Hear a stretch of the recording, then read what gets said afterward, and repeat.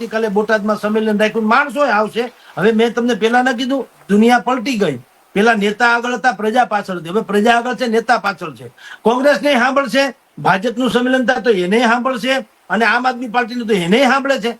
વિસાવદરમાં સાંભળ્યા હતા કે નહીં? આખી સરકારને અકડે ઠઠ મેદની ભરાતી હતી, બધા તાળીઓની ગડગડાટ કરી હતી. ક્યાં ગયા અંદાજ? ડાચું બતાવવા જેવા ન રહ્યા કોઈ. આખે આખું ખેમો પાછો આવ્યો ધોયેલ મૂળા જેવો, અને ઓલો હાવજ જીતી ગયો એકલો.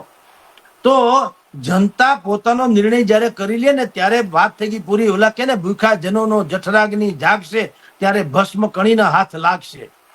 જનતા એક વખત નક્કી કરી લે પછી વાત થઈ જાય પૂરી.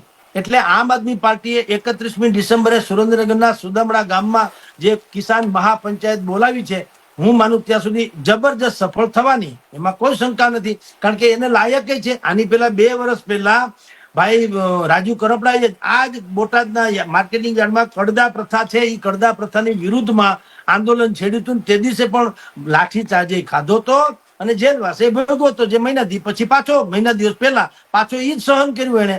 તો ટૂંકમાં એને પોતાના બરડા ફડાવી નાખ્યા છે. તો એનો અધિકાર છે મત માંગવાનો કે ખેડૂતોની હમદર્દી જીતવાનો. એટલે સભા તો જાણે હિટ જશે. ભારતીય જનતા પાર્ટી પાસે હજી એક તક છે.